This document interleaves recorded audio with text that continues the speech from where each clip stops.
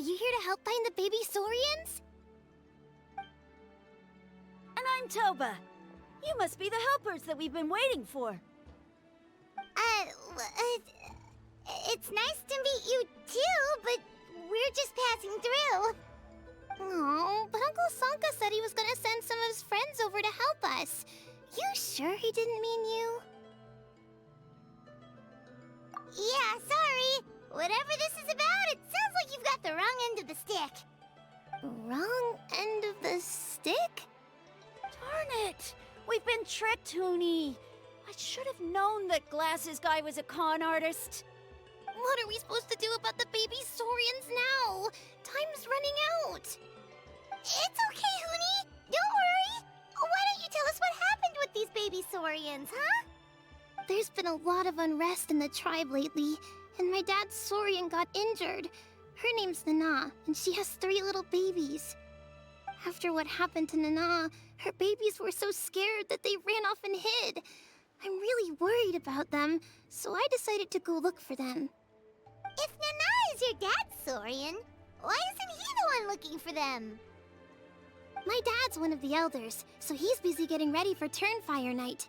It's a really important ceremony, more important than this, anyway. I'm not supposed to be out here either, but I snuck out without telling him. I didn't think it would take very long, but then that guy we ran into made us tell him loads of stories, and it wasted so much time. Yeah, he was so selfish. He doesn't have a heart. It's all right. Don't let him get to you. We're here now and we'll help you because we care a lot, don't we, Traveler? They should be. I already managed to find their tracks, and it seems like they're hiding on the cliff. Really? Wow! Thank you so much, Mr. Traveler and Miss Paimon. Awesome. You gotta be careful out on the cliffs, though. They're really steep. Even grown-ups have trouble climbing them.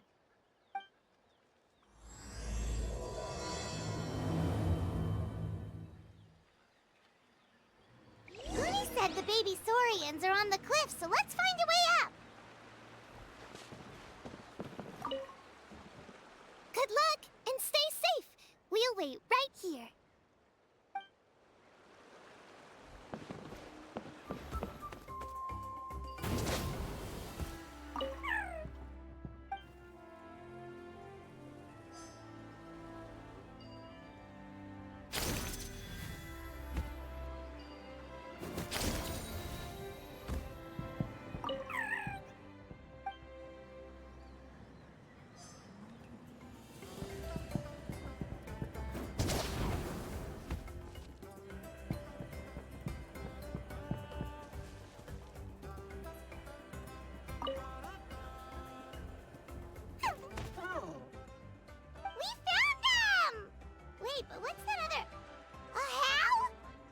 Well, if it isn't the gruesome twosome who wormed their way into our servant circle of friends. Still awestruck from the last time we met? Would that be why you hastily scrambled up here to pay your respects the moment you saw us? I suppose we can't blame you. Such is the spell that our majesty casts on our minions. Very well. You heathens leave us no choice. The almighty Dragon Lord, Kahula shall grant you the audience that you seek. Come, pucker up. You may now kiss our feet. Wait, aren't you like Kinich's sidekick? What the heck are you going on about? You're somehow managing to be even more annoying than the last time we met. Silence! Who are you calling sidekick? We are the Dragon Supreme, sovereign ruler of the Nation of Flame. We shall have you know that last time, were it not for Kinich's earnest pleading on your behalf, you would have received not a single word of mercy. Oh, come on. You talk big, but Kinich clearly has you under lock and key. That's great, sovereign to you. You dare invite the wrath of the almighty Dragon Lord, Kahula. You will burn in Turnfire for 1,000 years for your blasphemy. If you must know, Our humble servant begged us to investigate an abyss incident near Huitztlan, and we chose to grant his request. Abyss incident? See this little lizard? Its mother, a medium-sized lizard, came under the influence of abyssal power. In her confusion, she attacked my servant's tribe, then assailed her own offspring. Yikes. So how is she doing now? She was but a lowly bug fighting against the power of the abyss. Naturally, she has departed for the Night Kingdom. Such a fragile creature. Apparently, she ended her struggle by leaping from a cliff. Leaping from a cliff? My dear anemic flying ant, as addled with questions as your head may be, please keep them to yourself and wipe that absurd expression off your face. We are the almighty Dragon Lord Kahula-How, not a wish-granting fountain. Anemic flying ant! You! Just you wait. Two can play at the ugly nickname game. We sense a faint abyssal energy. An evil sorcerer must be lurking nearby, but they are well hidden. If you encounter any suspicious outlanders, be sure to give them a robust interrogation. Suspicious outlanders? Wait, are you mocking us? Ha! How dare you cast aspersions on your ruler, heathen! You're just lucky that our servant has such vile taste in friends. Otherwise, we would beat you black and blue, and then purple, then black again! If you're not here to kiss my feet, then get out of my sight. Do not impede the work of the almighty Dragon Lord, Kahula-How! Potty mouth on that guy! Paimon is furious! Still, good to know about the abyss threat, huh? Wasn't expecting that. Let's not get sidetracked.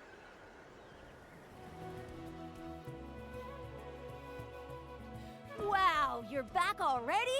That was so fast. I'm so glad that the babies are all right. Thank you both so much. Now we can finally go home and stop worrying about them. You're welcome. Piece of cake! You're not from Natlan, right? Because your clothes look different than ours. Hey, you must be tired after all that climbing. You should come take a rest at my house. Yeah, please come. I promise you'll get a big Scions of the Canopy welcome. We love having guests, and you're really nice people. Not like Glasses Guy. By the sound of it, Glasses Guy wasn't from Natlan either, right? Uh-huh. Well, his clothes sure weren't. You know what? Now that I think about it, there was something really fishy about him. Really? Maybe he was the suspicious outlander that Ahau mentioned. Sure, if you're interested. Oh, let me think. How did the conversation go again? Oh, please, mister. I've told you so many stories already. When are you gonna help me find the baby Saurians? Just one more story. One more, I swear. Why don't you tell me more about that ball of fire? I heard that there was a huge transparent ball of fire that used to burn 500 years ago, 1,000 years ago, maybe even further back than that. Oh, you mean Turnfire. That's where the ancient name Mollypo comes from. Oh, wow. So it was the origin of an ancient name. That's impressive. Uh-huh. There's a story behind every ancient name. The legend goes that the Turnfire first appeared in the era of the Grand Alliance. It was used by the tyrant Och Khan to rule over Natlan and oppress anyone who opposed him. Turnfire is different from normal fire. If you get set on fire with it, you'll feel horrible burning pain from behind you, but you won't die from it right away. And whatever you do, you mustn't turn back to look at it. Why? What happens if you turn back? As soon as you turn around, poof! You get burned to a crisp. Well, good golly gee.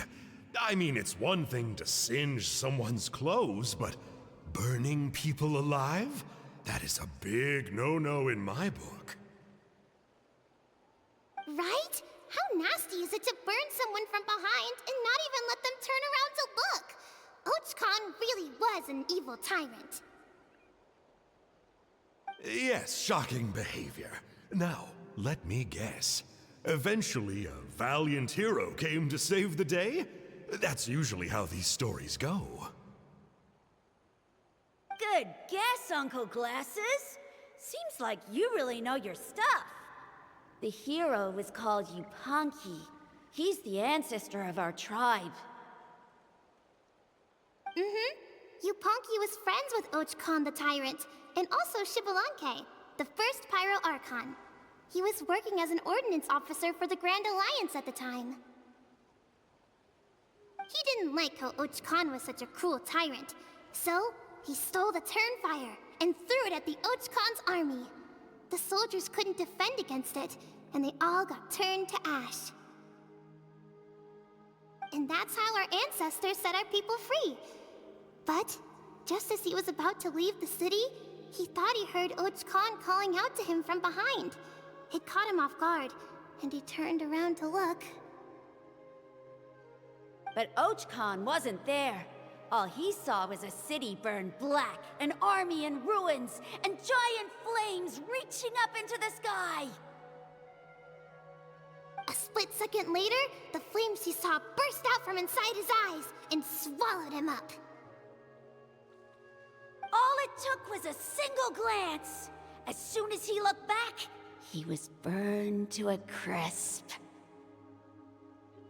The question is, was this the price he paid for stealing the Turnfire, or the price of turning back? Nobody knows the answer. But the fire that consumed Yupanqui burned more fiercely than any other. It burned for 100 days until it burned a hole right through the ley lines. And then, the flame dropped into the deathly dark Night Kingdom, where it still burns to this day. The grown-ups say that it lights up the path that leads to the next life. But for the dead to be reborn, they have to accept the flames and be purified by the fire first. It's like a final look back at your life, where you have to answer for everything you did. Anyway, that's the story of Yupanqui's Turnfire. Ah, a fine parable indeed. So, is it true? Is it really possible to find this fire in the Night Kingdom? I don't know. I think it's just a story. Either way, I assume this name has been passed down in your tribe ever since? Sure has. It went to Burkina, the hero that we celebrate on Turnfire Night. But that was 500 years ago. Yeah, and now it belongs to Kinich. So we often call him Malipo Kinich. Kinich, huh? All right, Uncle Glasses, that's enough stories. Now, can you please go find the baby saurians for us like you promised? I would, but doesn't the legend of the Turnfire teach us not to look back? Let's not go dredging up the past. Tell me more about this Kinich guy. One more story, I swear. Starting now. No? Careful, Toba. You look dangerously close to cursing me out right now. Tut tut, we can't have that. Cursing is for grown-ups only. Uncle, you'd better not be trying to trick us, or the Turnfire will get you when you die. How would it get me if I'm outside of Natlan? Uncle Glasses isn't from here, you know. Unlike you. Huh? Wait, is that?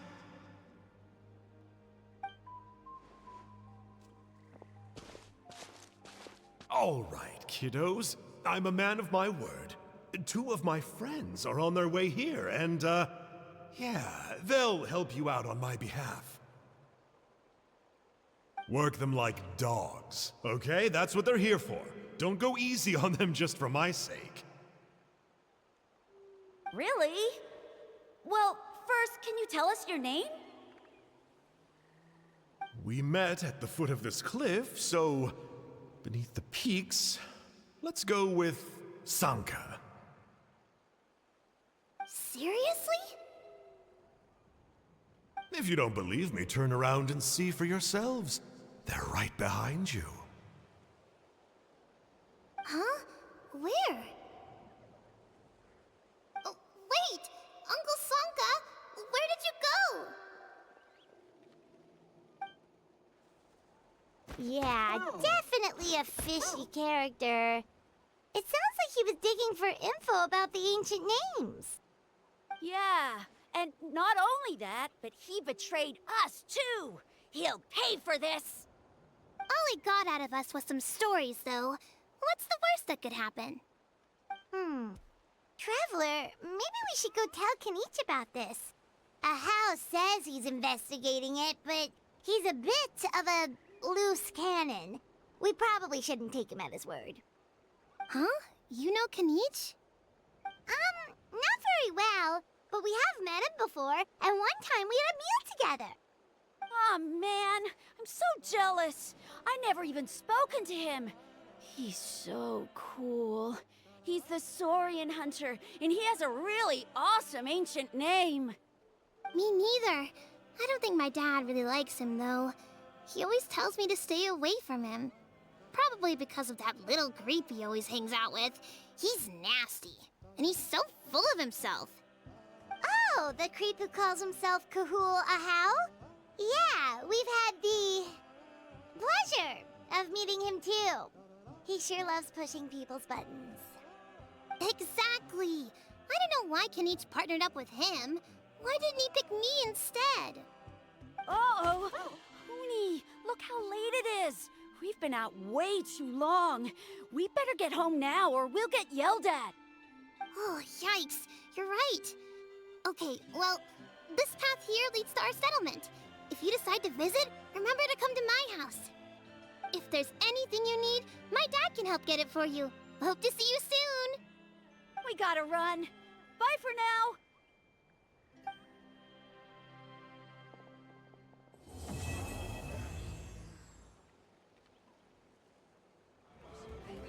Huni, what were you thinking, going out by yourself? Don't you know how dangerous it is? It's okay. Toba helped me. And we met some kind strangers who helped us, and... Kind strangers? What made you so sure they were so kind, huh? Oh, I suppose they had kind stranger written on their foreheads? Yeah, actually, they did. In big, bold letters. Don't talk back to me. The Mountain King problem still hasn't been solved. What would I do if I lost you too? No dinner for you tonight. They were good people, Dad. Dinner or no dinner. Hello again, Huni. It's Miss Paimon and Mr. Traveler. Dad, it's them. They're the ones who helped me. And I promised we'd take care of them if they came to visit. Oh, so you're the kind strangers. Well, I'm Trinidad. Apparently, you helped my daughter today, so if there's anything you need, just ask. As an elder of the Scions of the Canopy, I've got some influence around here. Now, I trust that you're sensible people who know better than to take advantage of their host's generosity. Yep, just helping a neighbor. We're not looking for anything in return. Oh? Well, let's hope so. Dad, please! They're not bad people! They've eaten at the same table with Kinich before! Be nice to them! Kinich! Wait! I heard that 2 mysterious travelers from afar showed up at the Stadium of the Sacred Flame. Are they You? And Paimon's the other. I do apologize. A lot's been going on in our tribe lately, and I suppose the pressure must be getting to me. I can't believe I was so rude to you. I feel ashamed. We got off on the wrong foot. Can we, start over? Oh, now we're talking.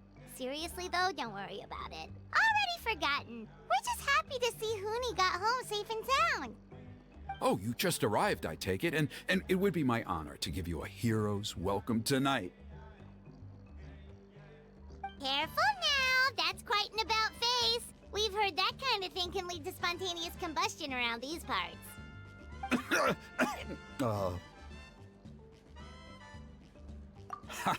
My dear traveler, you are very perceptive indeed. Go inside now, Huni. Dad's got some important business to discuss.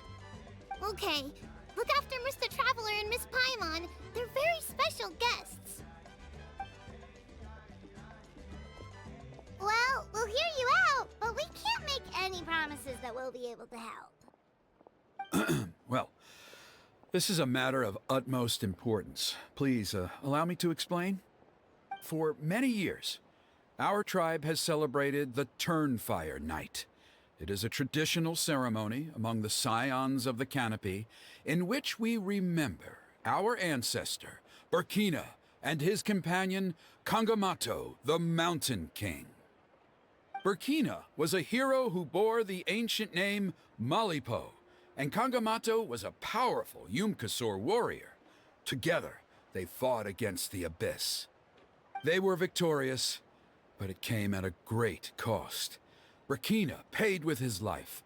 The Mountain King survived, but was contaminated by the Abyss, and he remains in hibernation to this day. Normally, Yumkasors never live longer than a century. It is possible that the Abyssal Power is responsible for his unnaturally long lifespan. Oh, that's right. The Mountain King is a living symbol of our glory, but even this glory comes at a price.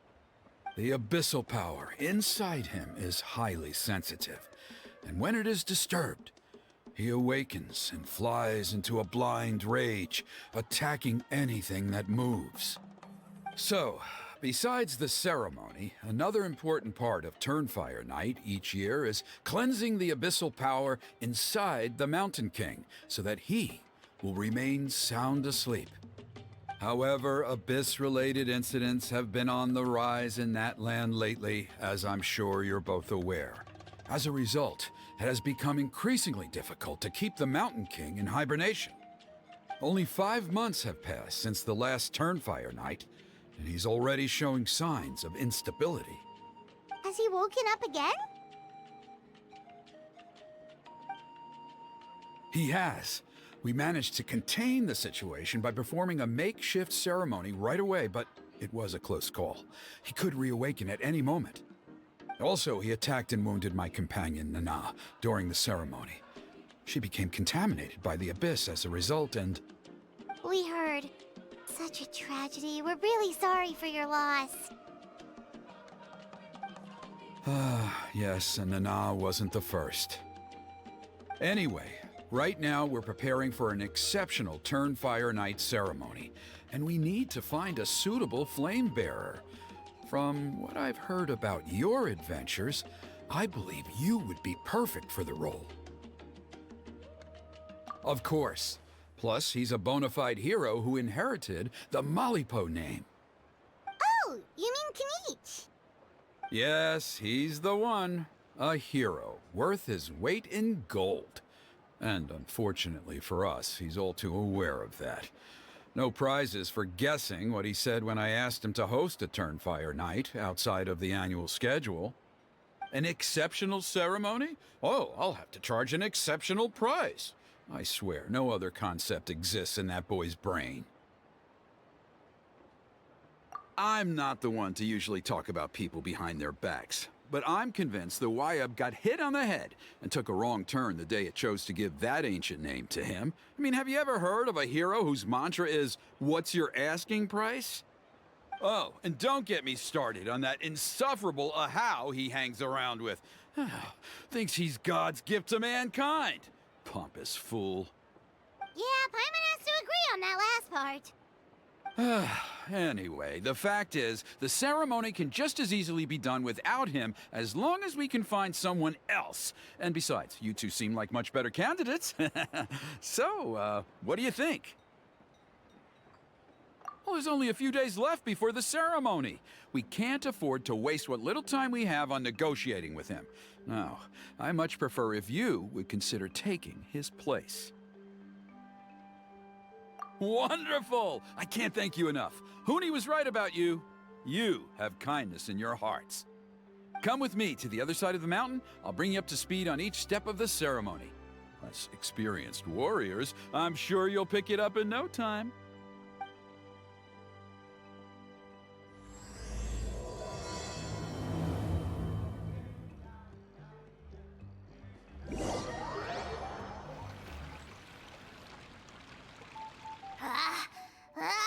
Achoo! Curses! Who dares insult the great Kahul Ahau behind his back? Oh, great Kahul Ahau, bless you. Shut your filthy mouth, worm of the abyss! Your putrid words defile the air we breathe. You make the almighty Dragon Lord, Kahul Ahau, sick to the stomach! Speaking as a member of the Abyss Order, that's music to my ears. Exactly the kind of reaction we're going for. But on a personal level, I gotta say, it's pretty hurtful. Ugh, never have we heard such brazen blustering from someone who is inches from death! Up yours, Four Eyes! We spit in your face! Okay, well, that I am at a loss to explain. How do I manage to stay so chirpy and cheerful? I can only guess it's some kind of powerful magic. But I digress. Mr. Kinich, I admit it, you, sir, are a legendary hunter. Still, the only reason you caught me is that I was reluctant to run away. You see, I'm very interested in the lore of your tribe. Okay. Is that it? Kay? Aren't you intrigued to know what it is about you guys that prompted a visit from the Abyss? It's the extreme sports! The other day, I narrowly avoided getting hit by a very brave soul who just leaped off a cliff. I think you call it bungee jumping? Anyway, I was very impressed. That is what I call embracing the spirit of adventure. Look, I even did a painting inspired by the bravery and freedom of the Scions of the Canopy. You scum-sucking swine! I swear, if you go bungee jumping, it'll be without a rope! Head first off the tallest cliff, with a band of hunters on your tail, and nowhere left to run, and a bottomless cesspit waiting for you on the ground. You say that, but I get the sense that Mr. Kinich isn't planning to take my life right now. On top of that, I'm tired of spying on you from afar. So why don't we just negotiate a comfortable operating distance that works for both of us? I've heard that the most important thing in human relationships is to respect each other's boundaries. What do you say, Mr. Kinich? Or you could tell me what it is you're really after. What? And then I'll name my price. The Abyss contamination is back. No surprises there. No doubt that explains the Mountain King's recent activity. See those torches over there? Those are the Sacred Flame offshoots that we requested from the Stadium of the Sacred Flame. They contain the power of the Pyro Archon. Are you saying that the Sacred Flame and the Turnfire are the same thing? Well, for ceremonial purposes, at least. Sending someone to the Night Kingdom to retrieve the legendary Turnfire isn't exactly an option.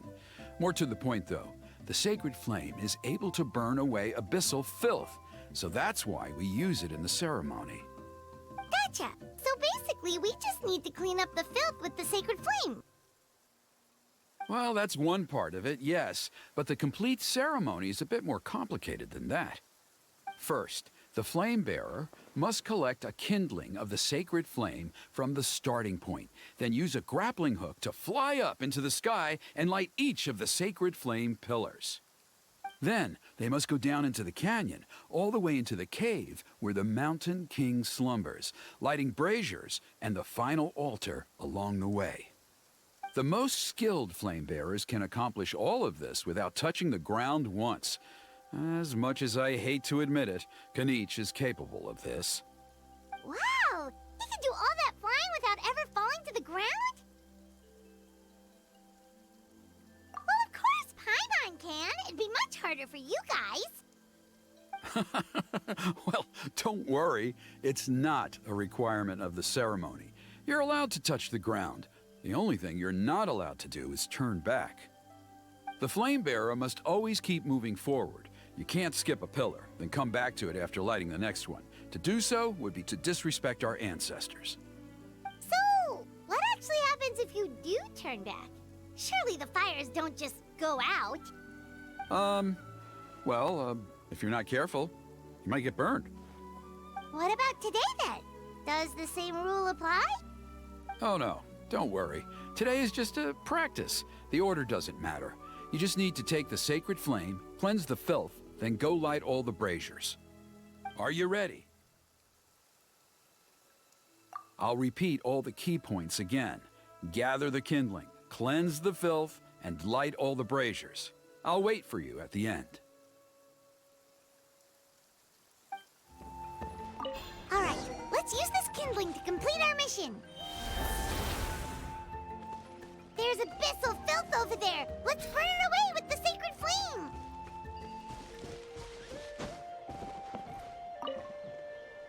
Ready when you are. Oh, and I'll repeat the key points again. Gather the kindling, cleanse the filth, and light all the braziers.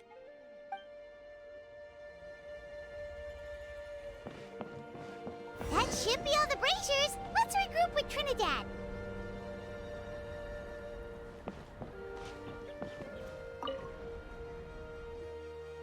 I knew I was right about you. You have outperformed all of the other previous candidates.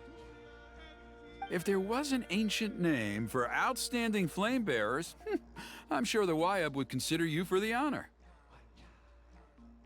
Yeah, although it would probably take Paimon quite a bit longer. All right, now there's still a few days left until the ceremony, and I should probably get back so I can inform the chief and the other elders that I have found the flame bearer we need. Oh, you mean they've still got to sign off on it? Some of them are still hoping we can come to an agreement with Kinich, but that's only because they haven't seen you in action. Still, I'm the one responsible for securing a flame bearer, and my recommendation is you. Just for Paimon's own peace of mind, are you sure it's not going to be a problem having Outlanders take on such an important role in your ceremony? See that place over there? There was a time, long before the age of Burkina and the Mountain King, when we, Scions of the Canopy, called that our home. After a period of upheaval, our ancestors were forced to move away. Now, it has become a place where our youths go to develop courage and kindle a spirit of adventure. If we fail to keep the threat posed by the Mountain King at bay, it might not be long before we have to move again and find a new home. So, to answer your question, I think everyone will agree that you are the right choice. Fair enough. Desperate times call for desperate measures. I'll need you to drop by my place at some point before the ceremony, if that's all right. There are still a few final details that we need to discuss. Okay, see you later then. You have my gratitude.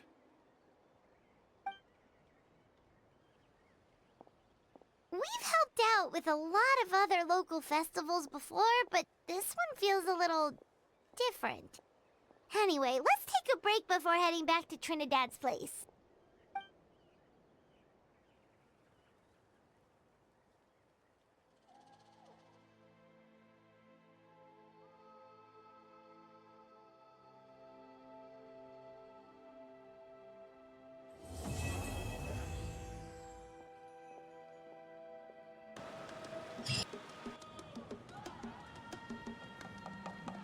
Traveler? Paimon? Kinich! Fancy meeting you here. We've actually been looking for you. I'll get straight to the point. I hear you accepted a proposal from Elder Trinidad. Oh, the, Turnfire Knight, you mean. You were still his first choice. It's just... Oh, jeez. It's not what it looks like, promise. Chill, it's cool. I only mention it because there's something you should know. And I suspect Elder Trinidad hasn't been completely forthcoming with you. His true intention is to resolve the Mountain King problem once and for all. Once and for all? You mean this'll be the last Turnfire Knight ever? That's right. He wants to use you to send the Mountain King to the Night Kingdom. To the Night Kingdom? You mean... To his death. Whoa! Are you serious right now? You shouldn't go blurting out accusations like that. It could get you in trouble. Too blunt? Okay. I'll phrase it more gently. There is potentially a possibility that Elder Trinidad may be hoping that during the course of the ceremony, you kill the Mountain King dead. But that's ridiculous. He told us the Mountain King is a living symbol of your tribe's glory. And that glory comes at a price. Oh, that's right. The Mountain King is a living symbol of our glory, but even this glory comes at a price. Ah, yes, and Nana wasn't the first.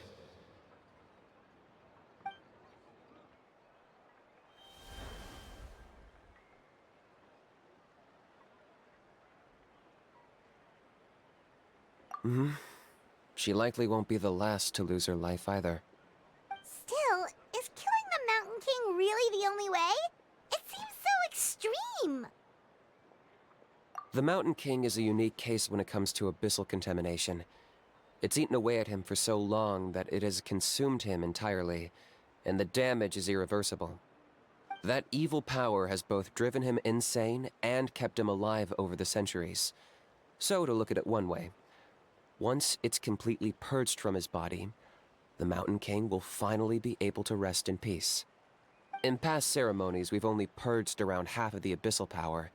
This was to strike a balance, to keep him alive, but also keep him asleep.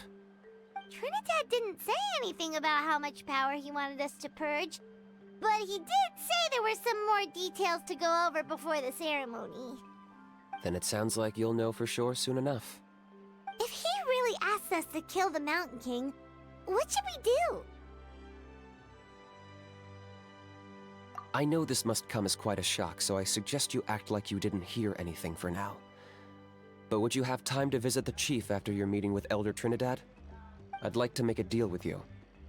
What kind of deal? One that comes at a very reasonable price.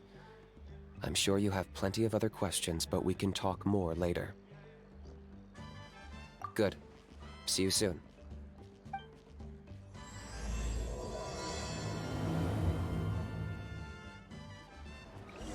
Ah, mighty Outlanders, you have returned.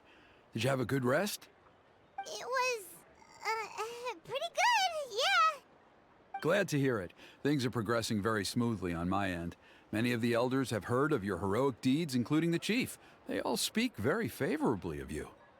There are still those who insist that the ceremony should be performed by the bearer of the Malipo name. But they're just stuck in the past. We need to move with the times. Plus, Kinich doesn't want to do it anyway. Exactly. So, now, it's time for us to discuss the finer details of the ceremony. We covered the fire lighting part of the proceedings yesterday. The next part is the purification of the Mountain King. It's quite simple. You just need to use the sacred flame. We've done it plenty of times before, and it's always very routine. I'm sure you won't have any problems. One point I'd like to stress, though, is that you need to burn away as much of the abyssal energy as you possibly can. The more we dispel, the longer the Mountain King will remain asleep. Asleep, huh? Precisely. In previous years, the Flame Bearer has often been unable to dispel a sufficient amount of abyssal energy. That's the only reason why we have to perform the ceremony on a regular basis. But I understand that you have a lot of experience fighting against the Abyss, and you seemed to wield the sacred flame quite effortlessly yesterday. With your help, I'm optimistic this time we can dispel all the remaining abyssal energy from the Mountain King's body, freeing us from this ever-looming threat for many years to come. Traveler? So this doesn't faze you at all, huh? You clearly have a lot of confidence in yourself. If that's all you really need to know, the ceremony's in 3 days. I'll come and fetch you when we're ready. In the meantime, feel free to take a look around our settlement. It would mean a lot to the elders if you got to know some of our people. And if you wouldn't mind helping them out with a few errands here and there, that would be even better. So now we have extra errands to run? Maybe we should add a little extra to the price. Just a humble suggestion, that's all. It will help you gain the respect of our people, and as a mighty hero, I truly believe that's what you deserve. I'll be sticking around for the next few days, so if you have any questions, you know where to find me. Seems like Kinich was right. We should go meet up with him right away. Huh, you're here. Kinich! Elder Trinidad said that... I can tell. It's written on your faces. Is that the Traveler in Paimon? Forgive me for not being there to welcome you on your arrival. That should have been my duty as chief. Hello, Chief Wyna. I only heard the news from Trinidad yesterday, so I asked Kinich to invite you over for a quick chat. I believe Kinich has already filled you in, so I'll get straight to the point. Firstly, I fully endorse your appointment as flame bearers for the upcoming Turnfire night. However, I would like to request that you take steps to ensure the Mountain King's safety. Every child of our tribe grows up hearing the tales of our heroes, from Yupanqui the Firebringer to Burkina and the Mountain King who fought against the Abyss. This is our history and our heritage, the source of our pride and the center of our faith. To kill the Mountain King would be to destroy our spirit. I would never be able to face our ancestors in the Night Kingdom. Nana's death was a great tragedy, and I do not blame Trinidad for the actions he has taken. Nevertheless, I cannot allow any harm to come to the Mountain King. The very roots of our identity are at stake. My honored guests, please give this matter your serious consideration. Perhaps there is, but despite all our attempts to contain the situation over the years, we've not found it. Right now, I should like to hear where you stand on this matter. Running away won't solve anything. You just need some time to think this through, that's all. Don't worry. We'll come up with something if we put our heads together. Thank you both. There are still 3 days left before the ceremony. I hope they will bring you clarity. So, Kinich, earlier you were saying that... Let's walk and talk. I'll show you around the tribe. That works too. Paimon needs to get some air after this. Kinich, Paimon finally understands why you turned Trinidad down. You knew what he was planning, didn't you? That's why you didn't want to be the Flame Bearer this time, because it's a double-edged sword. The whole Mora thing was just a sneaky excuse. Double-edged sword is right. But my response wasn't merely an excuse. To solve this exceptional problem, an exceptional price must be paid. I'm working on it. Really? Well, come on then, let's hear it! In a moment. Didn't you have a question you were about to ask me? Oh yeah. What was it again?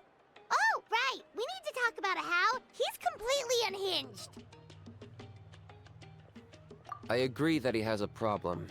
He needs disciplining, so I hired him a teacher. You got him a teacher? Oh, Paimon would love to see him get scolded for bad behavior. Anyway, moving on. when we ran into a How, he said you two were investigating some abyss thing together. Is that related to the whole Mountain King situation? Yes, that's the angle I've been working on. I'm a Saurian hunter, but I occasionally hunt the abyss too. One time I was pursuing some purple demonic dogs when I accidentally entered a hidden space. I did some research after the fact.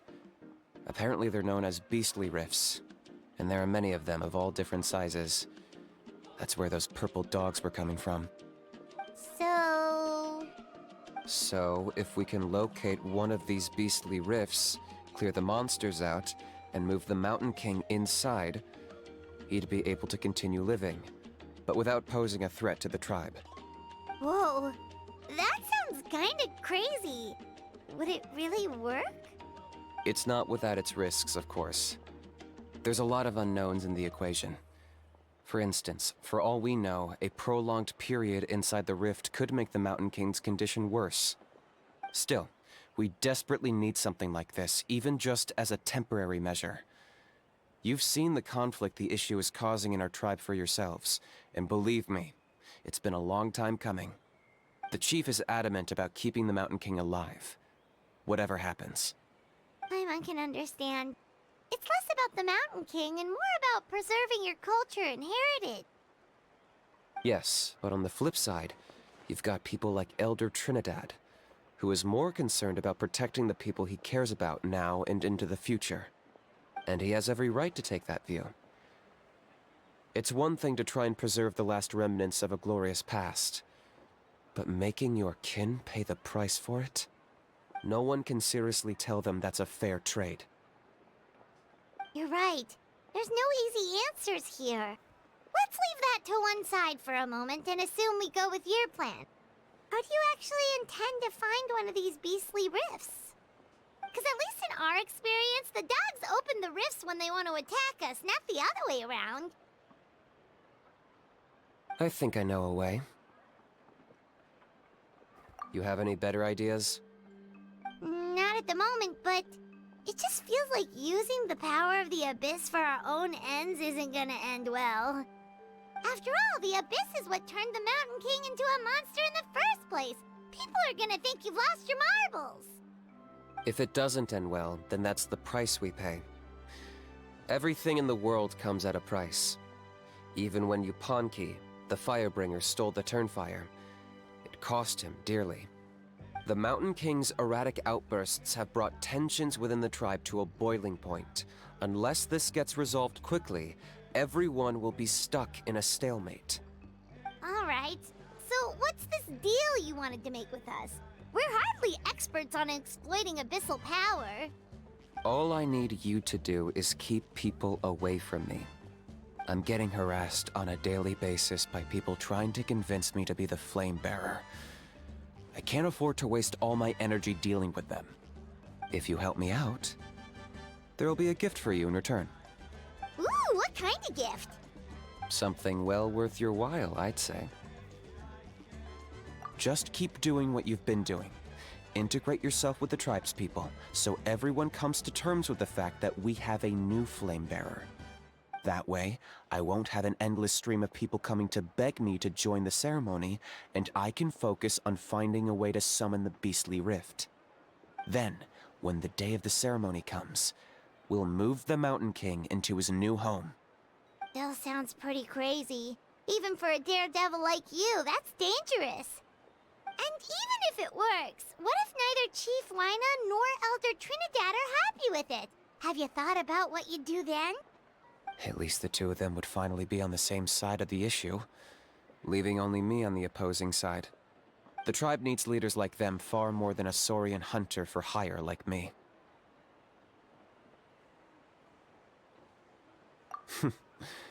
Can I take that to mean that we have a deal? For sure. And who knows, maybe we'll come up with an even better solution to all of this in the next couple of days. Great. Well, for the next couple of days, please spend some time among the tribe and lend a hand wherever you can. I'm sure everyone will be swept off their feet when they meet our new Flame Bearer. Good luck to us both.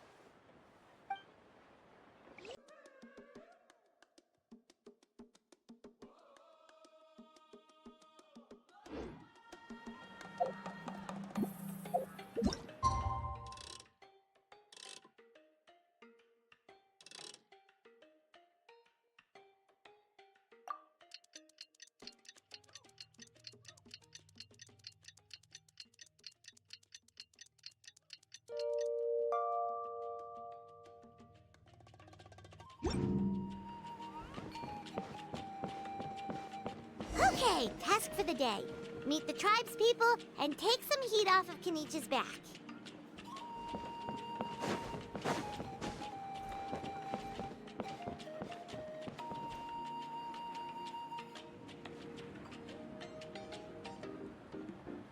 Huni, how can you call the Mountain King a monster? Because he hurt a lot of people. And look what happened to Nana. But it wasn't on purpose. The Mountain King is sick, that's all. He's been hurt by the abyss. That's true. But the fact remains that he's now a threat to all of us. How can you be so harsh to someone who's sick? If you don't take back what you just said, I don't know if we can carry on being friends. Toba, Huni, what's wrong? Huni's saying nasty things about the Mountain King. It's not right. He's our hero. Once upon a time, maybe. But not anymore. Yesterday, maybe, but not anymore. Toba? Fine. I guess my dad is right.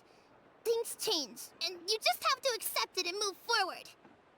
As of today, our friendship is over. There's no going back. Oh, come on, cut it out, you two. We have some great news to tell you. The Traveler is gonna be the flame bearer for the next Turnfire night. He's gonna do a beautiful ceremony and cure the Mountain King's illness for good. What? Really? So that's what my dad wanted to talk to you about? To be fair, from what we saw the other day, you are pretty good at climbing cliffs. Probably just as good as Kinich. Wait, speaking of Kinich, where even is that guy? Oh yeah, good question. Is he not coming to the ceremony anymore? We can get him to come, but if he catches you two fighting again, he won't be happy.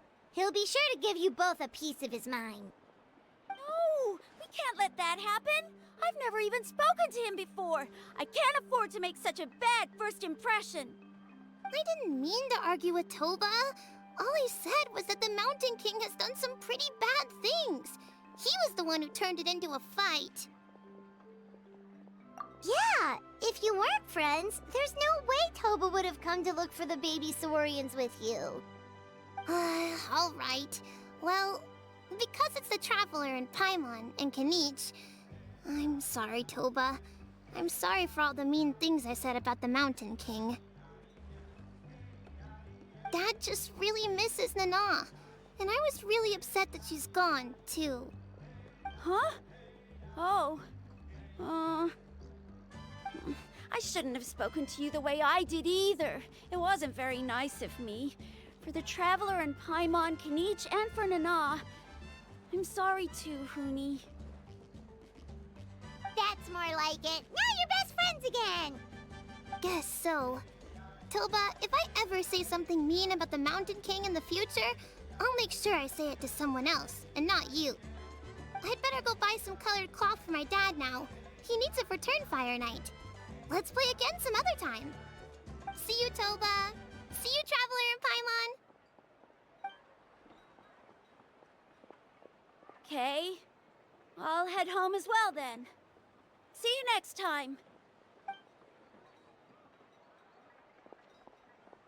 Okay, take care, you two. Even though they said they're sorry, it looks like their friendship isn't as strong as it was before. Let's just hope we can solve this once and for all. Come on, let's move on.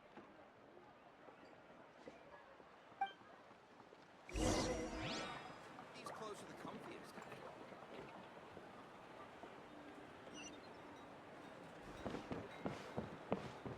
Huh? What's going on over there? Let's take a look.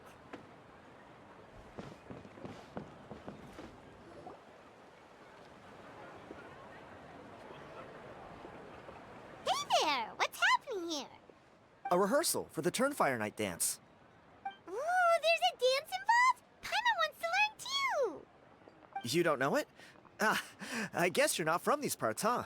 It's rare to see a new face around the tribe these days. I thought everyone would be keeping away. Why do you say that? Because of the Turnfire night, of course. The Mountain King could wake up at any time. That's why we're holding an emergency ceremony. This isn't one of those fun and games festivals. For outsiders, it might even be a little dangerous. Well, did you know that the Flame Bearer this time is actually gonna be an outsider? Oh, I did hear about that. It's a first for sure. I would have loved to meet them in person. What? Oh, it's you? Man, oh man. Well, this is a nice surprise. It's funny, I was just thinking that I'll probably miss out on meeting the new Flame Bearer since I'm not taking part this time around. Then suddenly, there you are. Must be my lucky day. You're not taking part in the Turnfire night? How come? You're not an outsider too, are you? You must be joking. Watch this.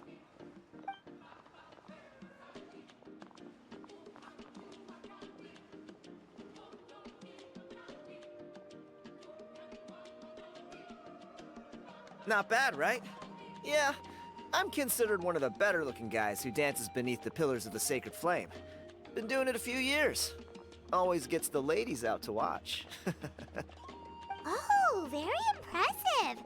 So why'd you quit? Well, I feel like the whole Mountain King situation is getting more and more precarious. It's just not safe here anymore. One of our elders' Saurian companions even lost her life not long ago. The question is, what are we gonna do about this in the long term? But our leaders don't have any answers for us. They're probably too busy fighting about it amongst themselves. The way things are going, it's only a matter of time before it gets violent. So I figured, you know what? Now's as good a time as any to get away for a little while. Go do some exploring. You look a little disappointed. Disappointed? Nah, it's a great opportunity to go see the world. As every male scion of the canopy knows, wherever you are and wherever you go, the only way is forwards. We take pride in that. I won't forget my roots. I managed to get in touch with the Saurian Relics Association. They gave me a simple test. Find a decent quality relic, and they'll make me a member. What's the Saurian Relics Association? You've never heard of it? It's a group of amateur history enthusiasts who do research on the ancient Saurian era. They're all about collecting relics and remnants from that age. Speaking of which, the guy who was Flamebearer before you, I've heard that his Saurian buddy comes from that time. A how? A how's a relic from an ancient Saurian civilization? Oh, yeah, him. So you know those two already, huh? Then, do you know how they met? It was deep inside some mysterious ruin, and they signed a contract there. The association folks say that the kind of contract usually comes with a huge hidden cost. Really? That sounds ominous. Who knows? But if it's true, Kinich can probably handle it. He knows what he's doing with weighing up contracts and costs and stuff. I doubt he'd make a contract that doesn't benefit him. Strangely enough, I actually happened upon a strange mural a while back, and it looked to me like it was depicting a Saurian and a human involved in some kind of Saurian-era contract ritual. Oh, does that count as a relic then? You bet it does. I was all ready to go take a picture of it and use it as my entry ticket to the association. But after all the abyssal activity recently, I heard that area's been overrun by monsters. The best laid plans, huh? I'll just have to wait and see if things improve. Or... you look like you know your way around a fight. I don't suppose there's any chance you'd be able to help? If all you need to get is a picture, that should be pretty achievable, right? The Traveler deals with monsters all the time. It's a piece of cake. Wait, you're seriously gonna help me out? Come on, it's no big deal. Compared to some of the things we've been roped into before, this is nothing.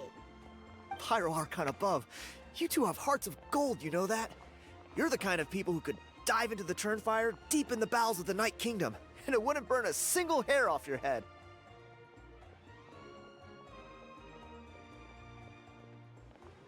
Of course it is. All right, come with me. I'll show you the way.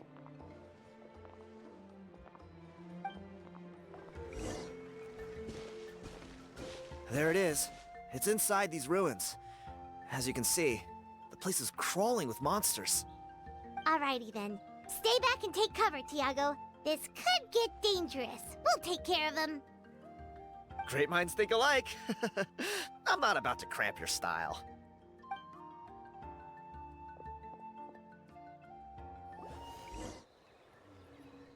Whew.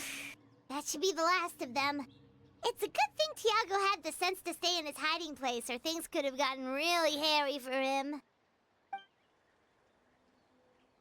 Hey, look! That's gotta be it, right? Definitely looks like a mural.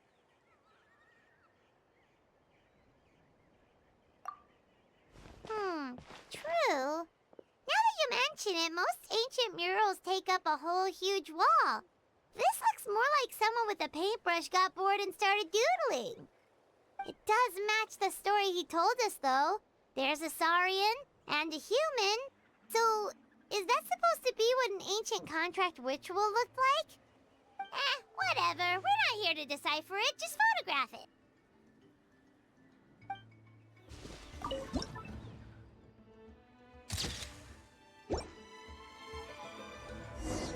That's a wrap. Let's take it back to Tiago. You've been robbed? Oh, Ponche.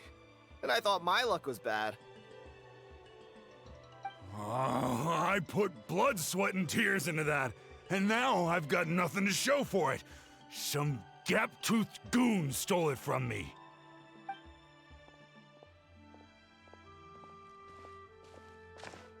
Tiago, is this the picture you were looking for? Let me take a look. Yep, that's the one. Pyro Archon above, you two are superhumans. Hey, Ponche, come and say hi to these guys. They're gonna be the new flame bearers, and they're tough as nails. Wait, are you the Traveler and Paimon? Huh? You already know each other? I don't think so. My nephew Toba's been telling everyone about you. He says you're crazy strong, super friendly, that you helped him out, and that you're gonna be our flame bearers this Turnfire night. Oh, so you're Toba's uncle. Great to meet you, sir. Sounds like we managed to make a bit of a name for ourselves. Toba's not wrong, my friend. These two are honestly some of the nicest, most genuine people I've ever met. Everyone speaks incredibly highly of them.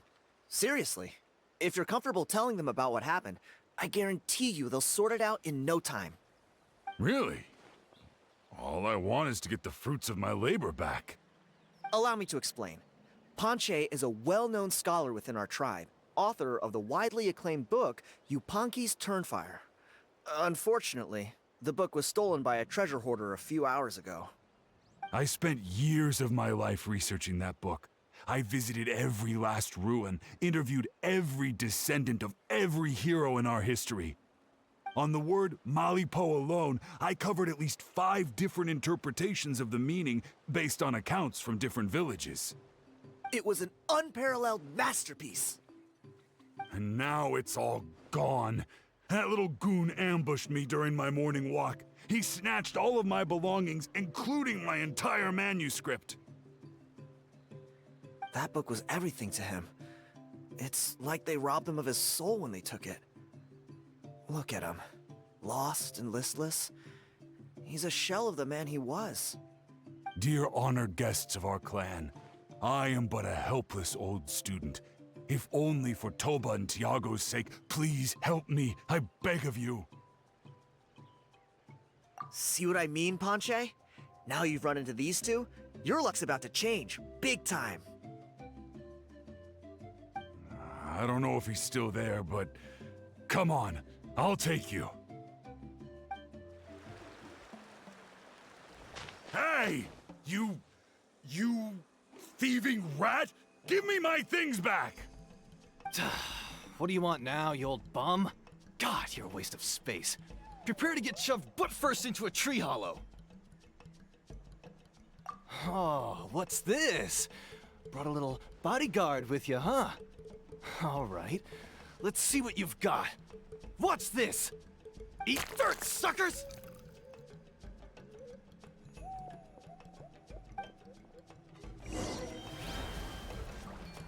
Hey, he's trying to get away! You good? Let's chase him down!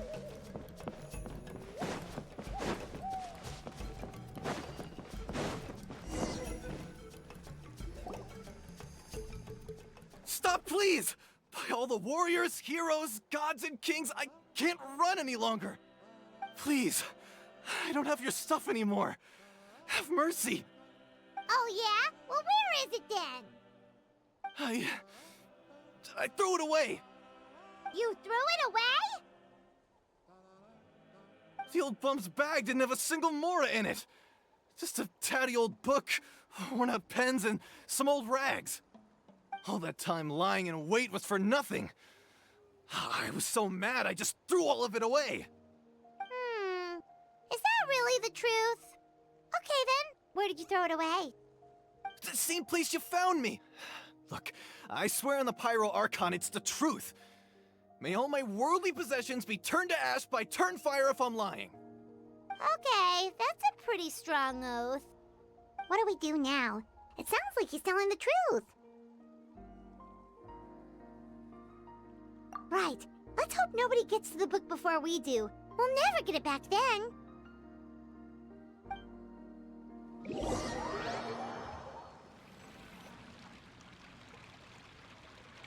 Although the Turnfire is a heroic symbol in Huitztlan, it always comes with the more ominous implication of eventual tragedy.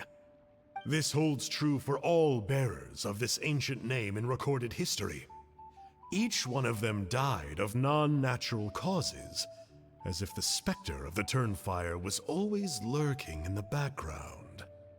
This appears to suggest the existence of some higher power that is always watching the name-bearer, examining their actions, and eventually demanding payment in return. None can escape this payment, unless, perhaps, they could honestly swear by Turnfire to never make a single mistake in their entire life. Yupanqui's Turnfire.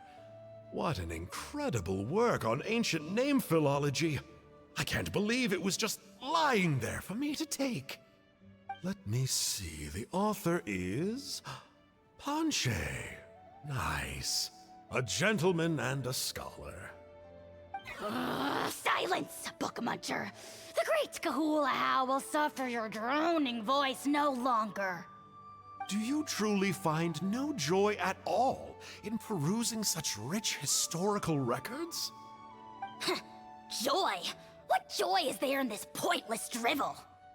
Well, it makes a pretty shocking prediction. Every bearer of the ancient name Malipo eventually meets a grisly end.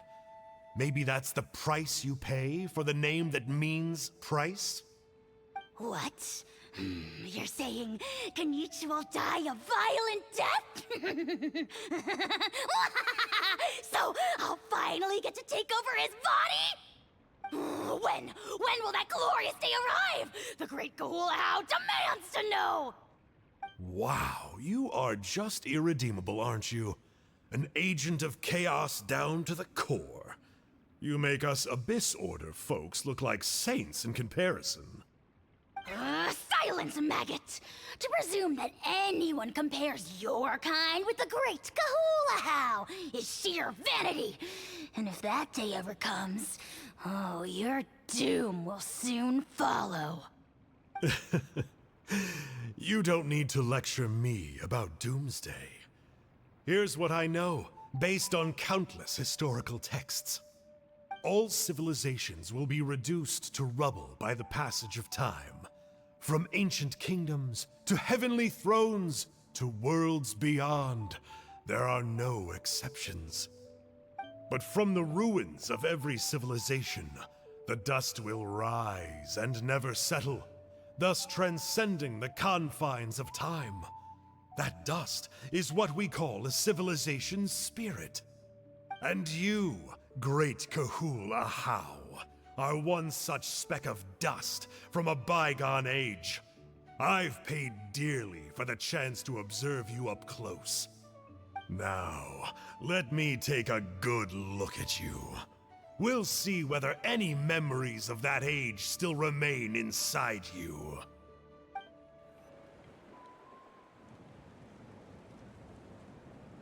We're so sorry, Mr. Ponche, but we couldn't find your manuscript anywhere. Does that mean all of my hard work was for nothing? You gotta stay positive, Ponche. You might have lost the book, but the brains behind it are still intact. Surely you remember the main points at least? The whole reason I worked so hard to get it finished before the Turnfire night is because I hoped that maybe it might help us find a way through these trying times. But now... well, not exactly. But I thought my research might at least be a starting point. Oh, really? So what did you find out in your research? I think the key to all of this lies in the power of Malipo. Ponche, you know as well as anyone that ancient names don't hold any real power. Symbolic power doesn't count. You're right, but Malipo may be a special case. Given that it first arose in the era of the first Pyro Archon, it might contain remnants of Xbalanque's power. Yeah, I remember that story. My grandpa told it to me when I was a little kid. Maybe you're the special case. Most kids stop believing in that stuff by your age. I'm not talking about childhood superstitions here. There is evidence. Like what? Like the fact that the Mountain King is still alive. Everyone attributes that to the power of the Abyss. But there's more to it than that. The key factor is that Burkina summoned the power of Malipo at the cost of his own life. If you don't believe me, then answer me this. How many other creatures can you think of who lived longer, not shorter, after being contaminated by the Abyss? Traveler, different situation but similar idea. Doesn't this remind you of the hilly... So, I came to the conclusion that Malipo must refer to some mysterious ritual involving a tit-for-tat exchange. It began with the first Pyro Archon, fell with the Grand Alliance, then was buried in the Night Kingdom, and now it awaits the call of its new bearer. Hey. Sorry to interrupt, Ponche, but you seem to be getting a little overexcited. I'm sorry. I was originally planning on presenting my findings to Kinich. I'd hoped he would be attending the upcoming ceremony. Sounds to me like you dreamed up one fanciful theory to support another. Kinich, what are you doing here? I more or less finished what I was doing, so I came to have a quick catch-up. Now a good time? Kinich! I'm onto something. I haven't worked out all the details, but you have to attend the Turnfire night. So Mr. Ponche here has done a lot of research on the history of the Turnfire, and thinks he might have found a way for you to solve the problem. I'll be there, Ponche. Let's go.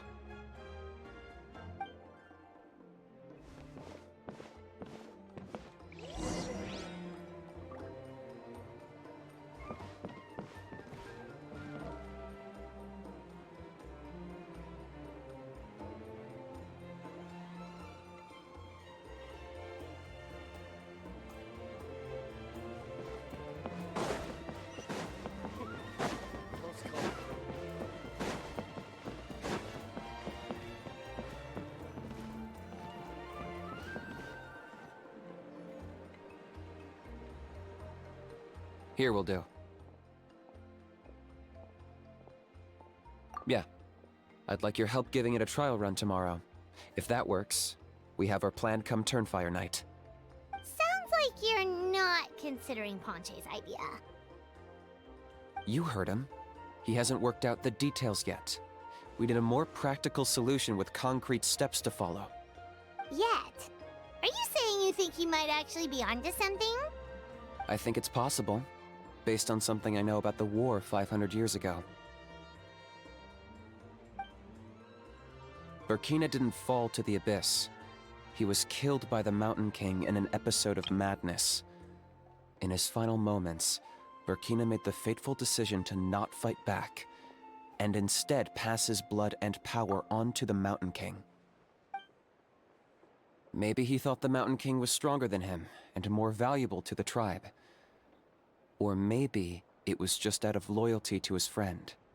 Either way, I can believe the Turnfire was involved. Whether you think his sacrifice triggered it, or his fate was sealed from the moment he took the Malipo name, it makes sense to me. How can you drop these truth bombs with such a straight face? This is what I've gleaned from my many interactions with the Mountain King. His mind is so disordered. It took some time to piece it all together. The story Elder Trinidad told you was the more palatable version of events. The truth is even darker. The Mountain King's mind isn't just disordered. He is suffering and feels great shame. I believe he wants to be put out of his misery. What? Then what should we do? Should we grant him his wish? Of course not. We should help him move to a new home. It's the only practical solution. The Mountain King is a hero to my tribe. An object of worship, even. Ending his life would be like desecrating a statue. Still, he's been the cause of multiple disasters, and we can't afford to have any more. Ugh. Practical solutions hurt Paimon's brain. Can we follow our hearts next time? Then let's break for the day. I've already found a suitable venue for tomorrow.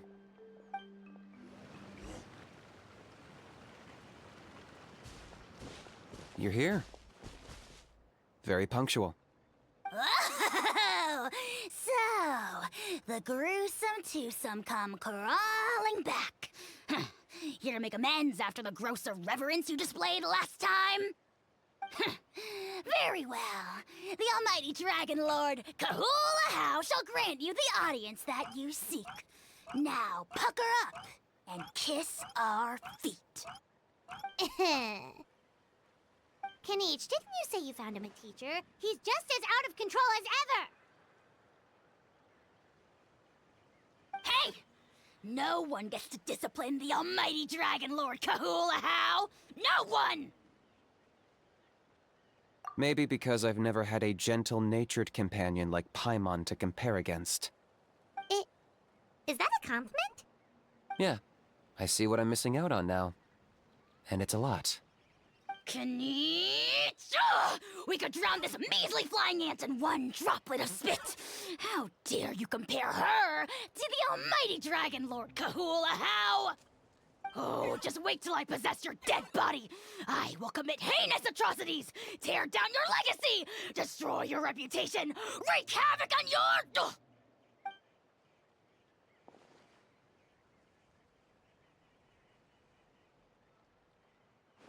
Traveler, Paimon, let's get down to business. Once we've opened the beastly rift, you're welcome to toss a How in there for a couple of days. With pleasure. You don't need to ask twice. I got my hands on this device in a trade. It's meant as bait, but it'll also stabilize the abyssal energy. The Rift Hounds will tear through space to get to this. Once they're here, we take them out and claim the rift for ourselves. You'll find out soon enough. First, let's try this out.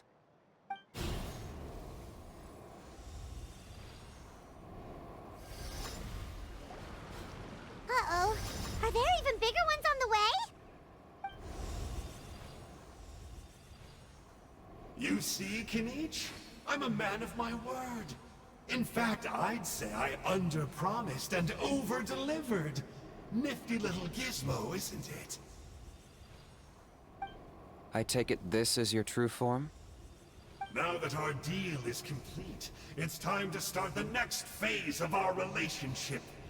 I made a promise to the great Kahula How, and now I'm here to seize your body for his use. Cliché, I know. The hero's trusted partner sells him out to the abyss in a shocking act of betrayal. Cue bad guy speech and drawn-out death sequence. Huh? Angel? Huh? Huh?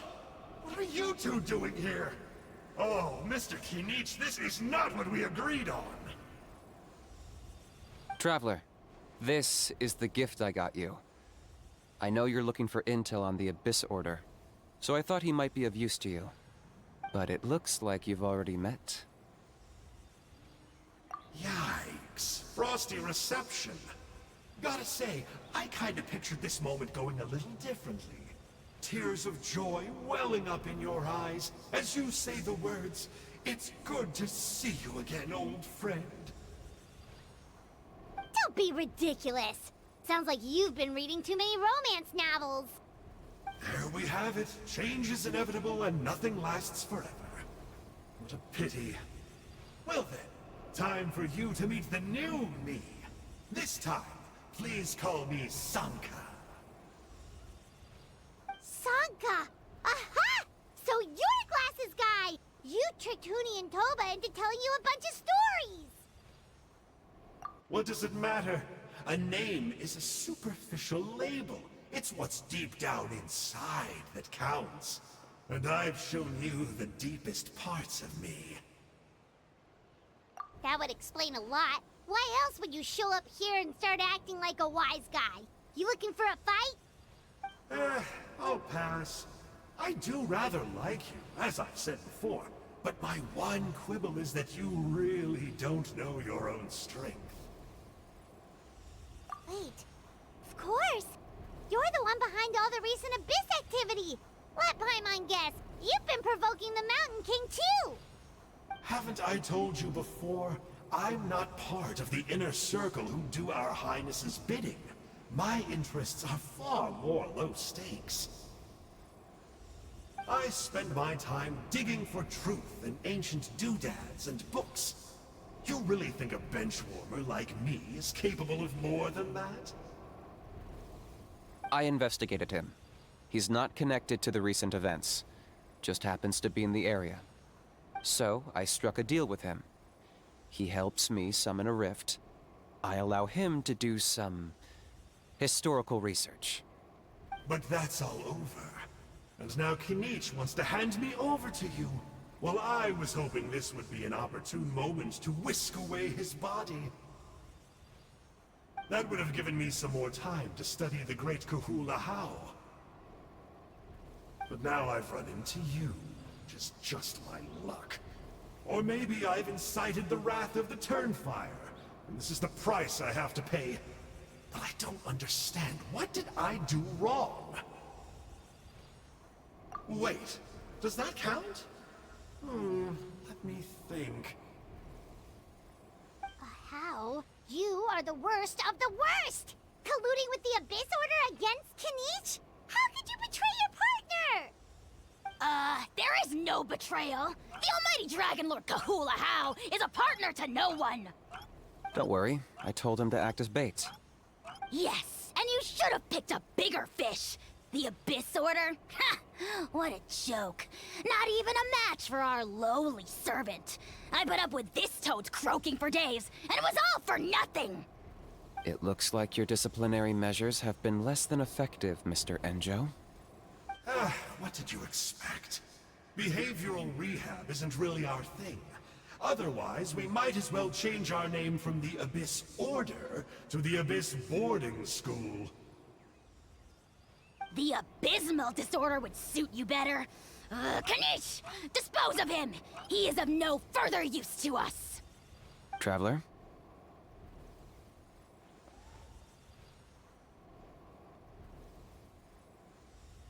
Hey now, I may be a lowly clerk, but don't underestimate me.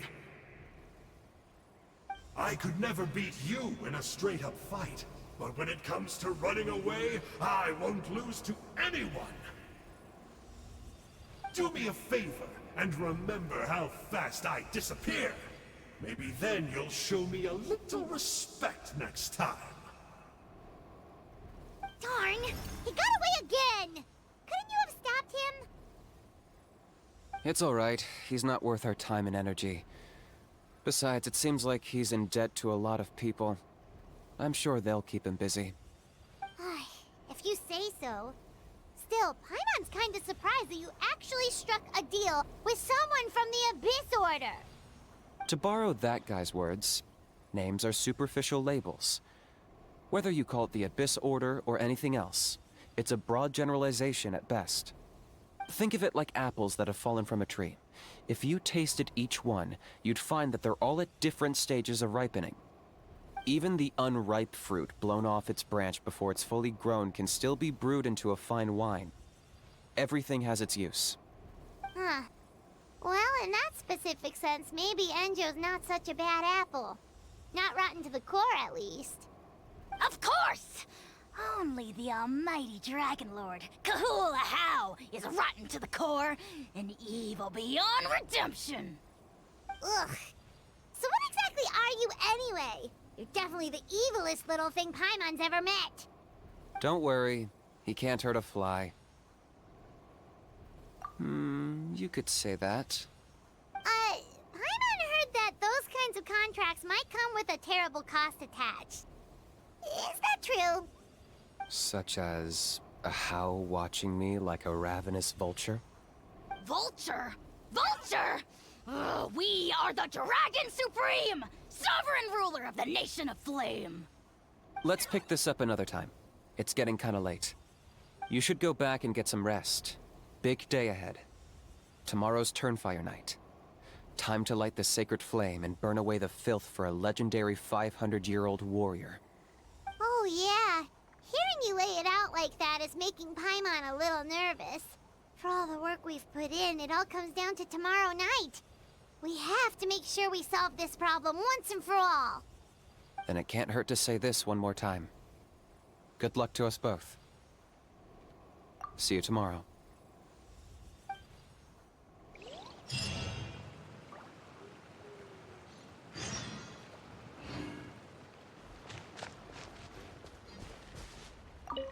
What happened to getting some rest?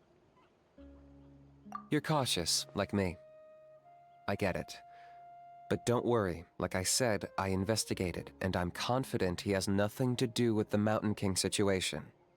Before he got tangled up with us, he was looking into the Mare Javari.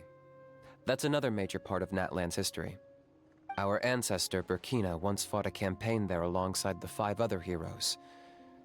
But it's not such an easy place to get to these days. That's about all I know, though. I have yet to take a job that involves the Mare Javari.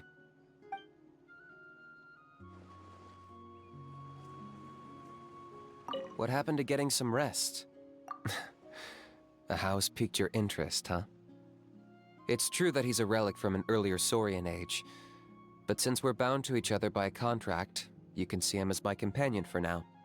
I know he can be awful, but don't worry. As long as I'm still around, he can't do that much damage. That's a key part of the contract. A How has to obey my orders and lend me his power for as long as I live.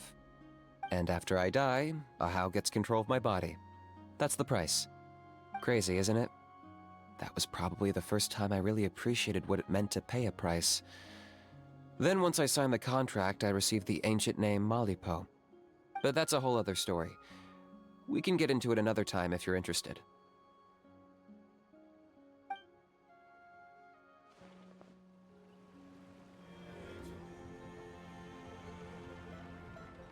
Ah, at long last, you're back. I hear you've done much for our people these last few days. Everyone has nothing but praise for you. Many young people have heard the rumors too. They're all eager to meet our new flame bearer. Well, they won't have to wait for long. It's almost time for the ceremony. We really hope we can resolve the Mountain King situation quickly and smoothly.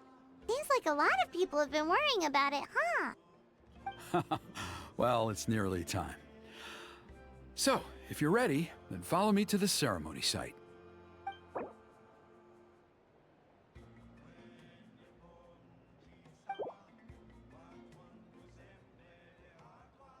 Of course, there's no rush. I can wait for you right here.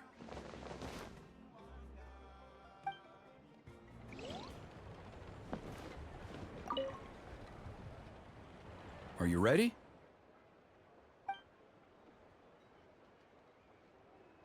Off we go! Here we are. Our honored guests have arrived. I have heard much about your fine work over the past few days. I hope you'll allow us to thank you properly after tonight's ceremony. Don't worry about it. Getting this huge huge venue ready must have been a huge task. No need to make extra work for yourselves on our account. Oh, if it means getting the Mountain King issue resolved, no cost is too great to bear. A resolution will come in due course, but every great fire starts as a tiny spark. We must take it one step at a time. No one would disagree with you if that were possible, Chief, but it's been far too long since we've seen a real step forward. Look around you. Can't you see how our numbers have dwindled since the last Turnfire night? The ceremony was arranged on short notice. Many are away from home and could not make it back in time. That may be so, but still. Good evening, Traveler in Paimon. Kinich! Not a moment too soon. Chief Wayna, Elder Trinidad, could you give us a minute? I'd like to give the Traveler a few pointers as the previous Flamebearer. Very well, but make it quick. Let me know when you're done and we will begin the ceremony. Let's step to the side. Has anyone gone over the key steps of the ceremony with you yet? Yeah, Elder Trinidad did, but, Paimon seems to have forgotten them? What a surprise! The flying ant has an ant-sized brain. If you don't want your tongue to be burned off by the sacred flame tonight, I suggest you stay quiet. See those sacred flame pillars? Once you've lit the fire, go light each one up in turn. Once that's done, head down into the cave where the Mountain King slumbers, light the braziers along the way, then bring the flame to the final altar. Then the ceremony is complete. That sounds simple enough. The process isn't complicated, but remember, you mustn't turn back at any point. If you miss a pillar, you can't light the next one, then come back to it. You have to keep moving forward, or it's seen as disrespecting our ancestors. If that happens, you won't receive the blessing of the Turnfire, and you'll have to start over. I made you a diagram that summarizes the steps. Take a look.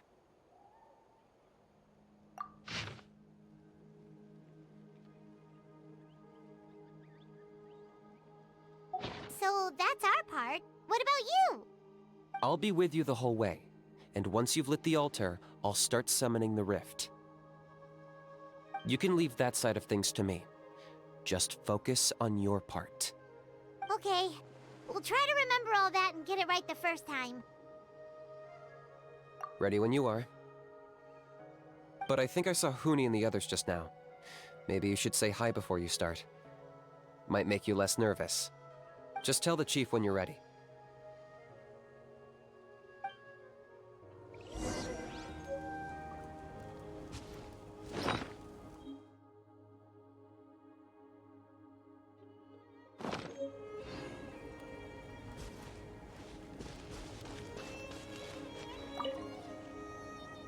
Mr. Traveler, you look so cool today!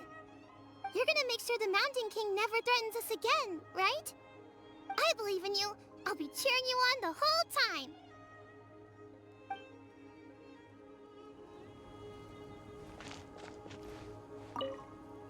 Mighty Outlanders, the time has finally come. You know what must be done. Please remember, you must cleanse as much abyssal energy as you can. This is the only way to prolong the Mountain King's slumber. I am sure you have what it takes.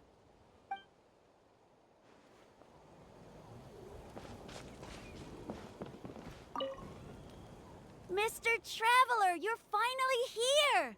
I even dragged my uncle out to watch the ceremony. Although I'd hoped for the Malipo Namebearer to perform this ceremony, that was never anything to do with you, so please don't take it personally. I got thinking last night, and I realized if the lesson of Malipo is to look forwards, then I should accept that my book is gone and start anew. Besides, I'll have even more to write about this time, given this will be our first Turnfire ceremony featuring a Flamebearer from another land. I'll be taking detailed notes. Good luck, Mr. Traveler. You got this.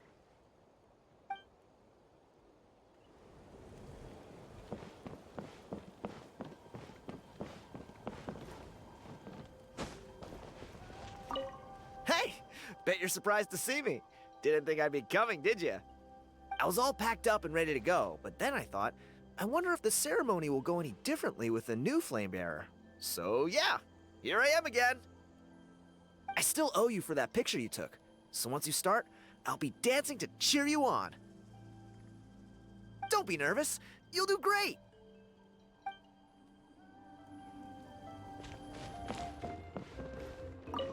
I saw you leave the ceremony site and was worried you might get lost, so I came to check up on you.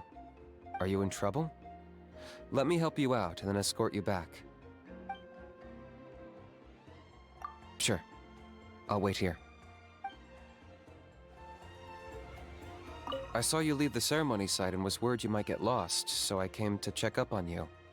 Are you in trouble? Let me help you out and then escort you back. Okay, let's go. How are you doing? Is all in order? Very well. Then come back when you're ready.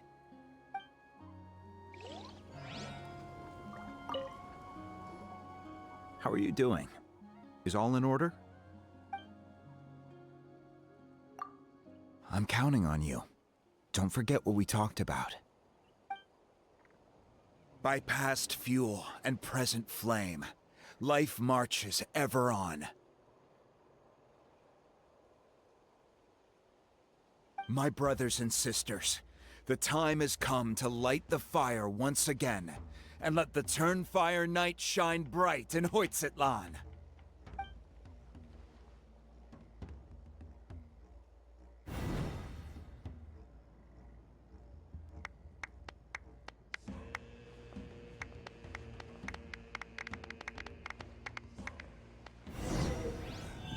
Go get the sacred flame.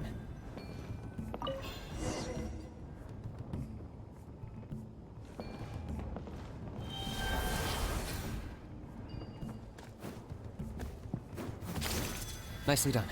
Off to a good start.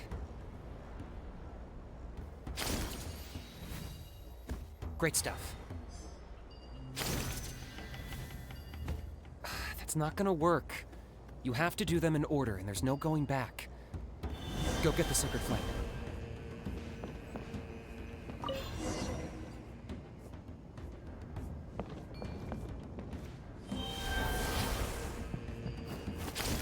Nicely done. Off to a good start. Great stuff.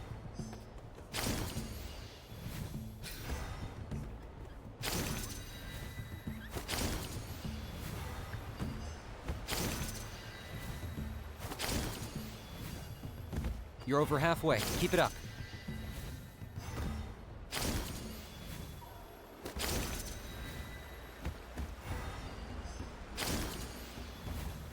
Impressive. Just one more to go. Come on, one last push. The final sacred flame pillar is up ahead.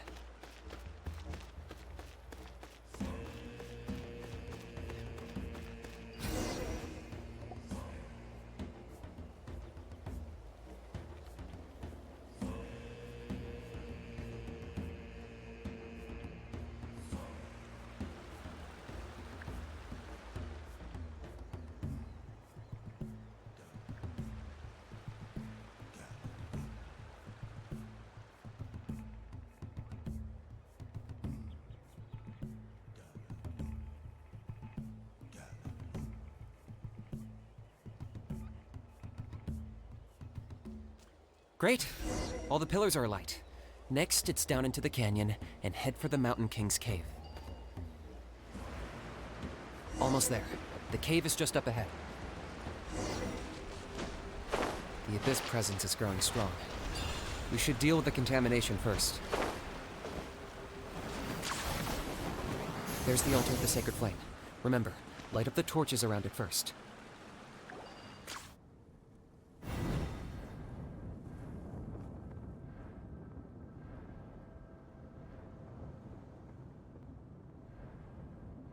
Woohoo! We've lit up the final altar!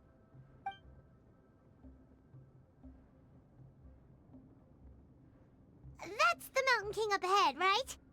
That's him.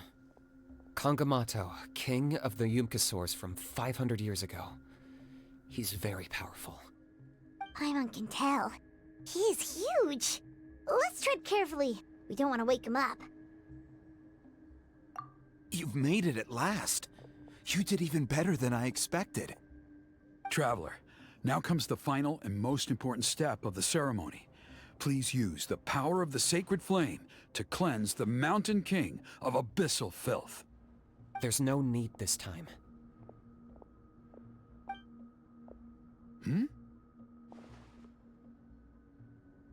Such strong abyssal power. What is that thing? Kinich, what is the meaning of this?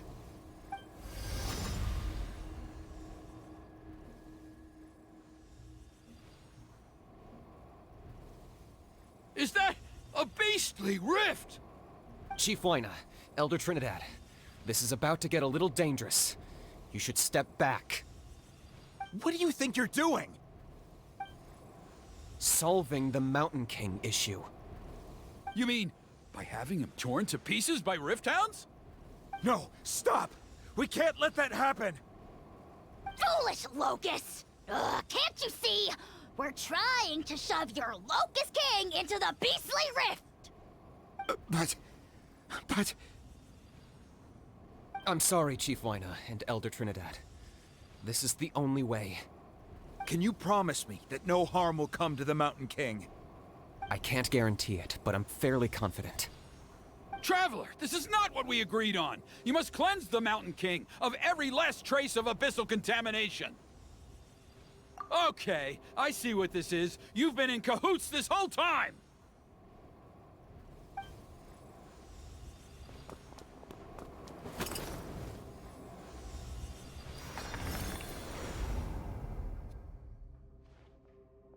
Ugh, you imbecile! What have you done?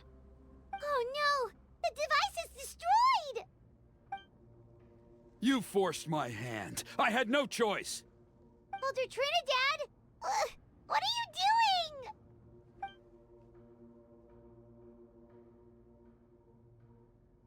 No, the Mountain King is waking up! He will cause even more casualties! Everyone, out! Now!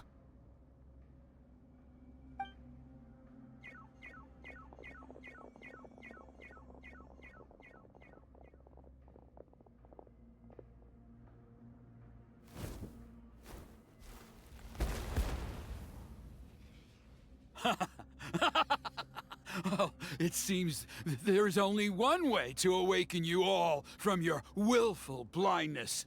More sacrifices must be made.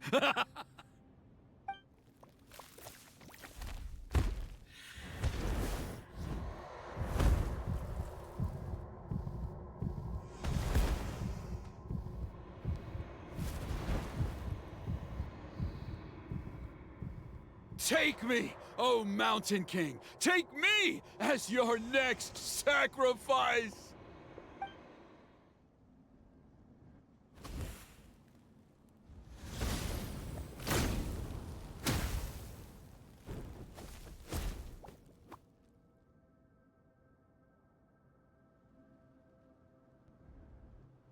Everyone's still outside. We have to keep the Mountain King here. Give me a hand. Locked up.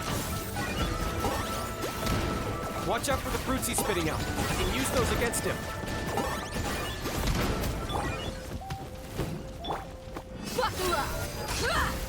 Yeah, that's it.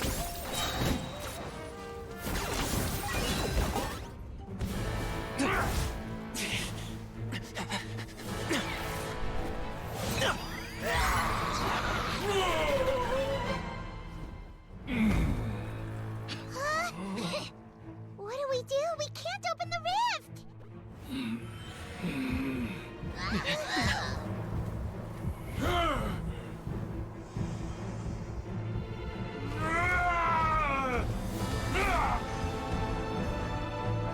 Kill me! Put an end to Huitztlan's shame!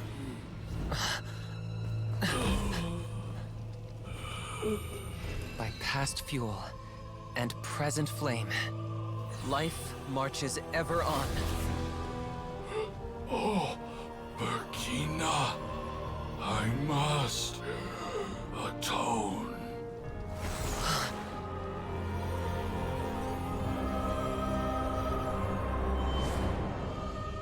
Patience. We will answer to the fire for all our deeds. Even if one day I fall behind, never look back. Keep moving forward, as we are now.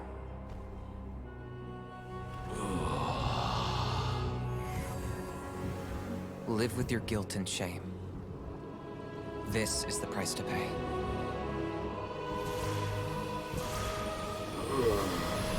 Heir to the Turnfire, please use my ruined vessel to train the heroes of the future. The will of Kangamato will march ever on, till the abyss is stamped out.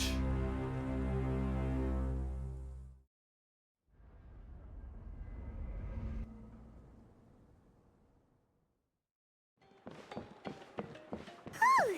Pretty eventful day yesterday, huh? Paimon wonders how things are doing now. Let's go ask the chief!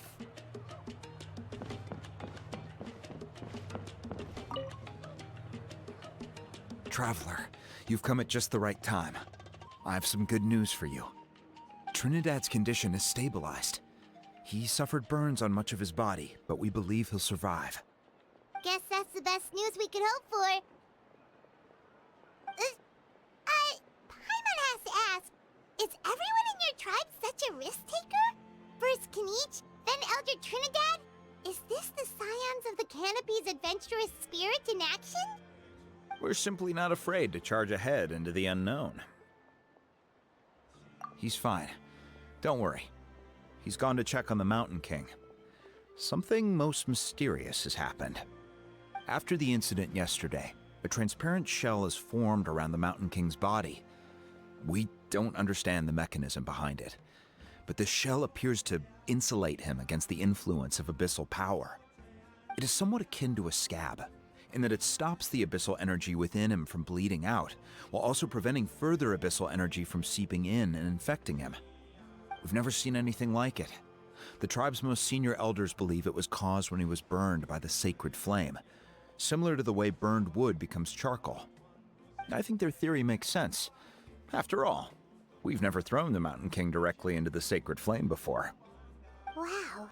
So it's made a barrier against abyssal energy? That's a good thing, right? It's practically a miracle from what we've seen of it so far. It means that the Mountain King's level of abyssal energy is now stable. No longer will we need to perform an annual cleansing ceremony. Wow, that's amazing! I know what you're thinking. The young people in the tribe are already speculating that yesterday's ceremony was a Turnfire night like none other in our history. Because you and Kinich, you summoned the very flame that appears in our ancient legends. A great transparent ball of fire. And that fire is what saved the Mountain King. Whoa!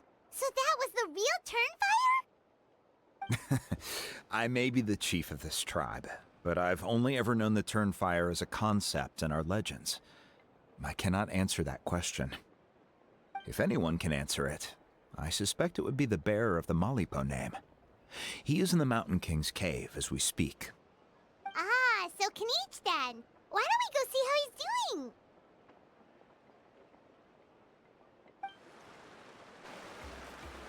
Hey, Kinich! Hey yourselves. You two doing okay after yesterday?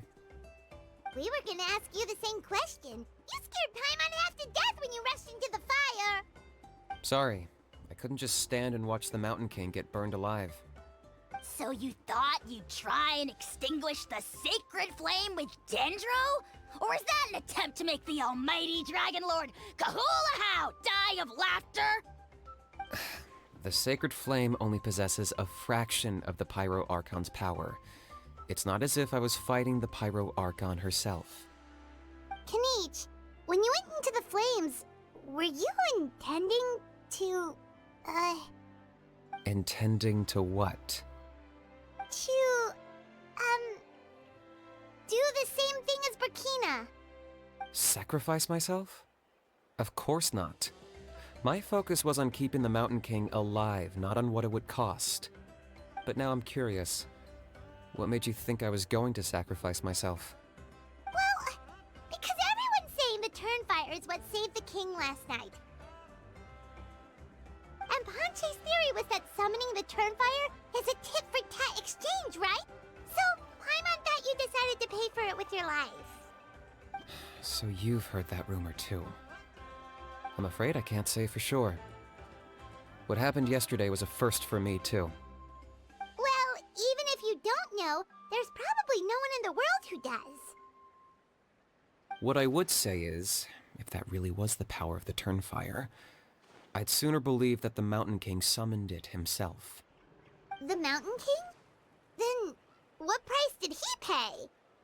The core meaning of price is not atonement or compensation, but what you're willing to give up in order to obtain what you want. It's easy to die for your sins. Much harder to live with the guilt and keep on going. In the end, the Mountain King chose the latter option. For Burkina and for the tribe. That's the price he paid.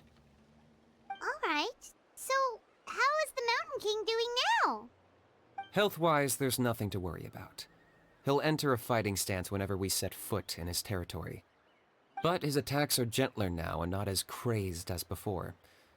Like he said yesterday, he just intends to be a sparring partner for people to practice with. Yeah, I tried communicating with him again, but he didn't respond. We dare say that Locust King has well and truly lost its mind. The lights are on, but nobody is home. Its body remains fighting fit thanks to the perverse power of the Abyss, but time has been less kind to its soul. It was ground to a pulp long ago. But we saw him come back to his senses yesterday. That was merely one last burst of brain activity before it croaked. As you humans would say, it went out with a bang. Oh, come on! Stop being such a doomer. Paimon bets the Mountain King has finally let go of the tragedies of the past now, and is focusing on moving forward. That's why he doesn't have time to chat with us. He's too busy thinking about the future. Well, at least it means my fellow tribespeople can move forward now, too. Thank you for your help, Traveler. I owe you one. Yeah, that's right. You caught Enjo for us, remember? But he ended up being completely useless. It's not a fair trade if you lost out. That's on him. It's not your fault he's useless. Besides, we're friends now. You don't know us anything. Friends? But your friendship is an even more valuable gift. I can't in good conscience accept it for free. So promise me, if you need anything in the future, you'll come to me. For you, I'll do anything.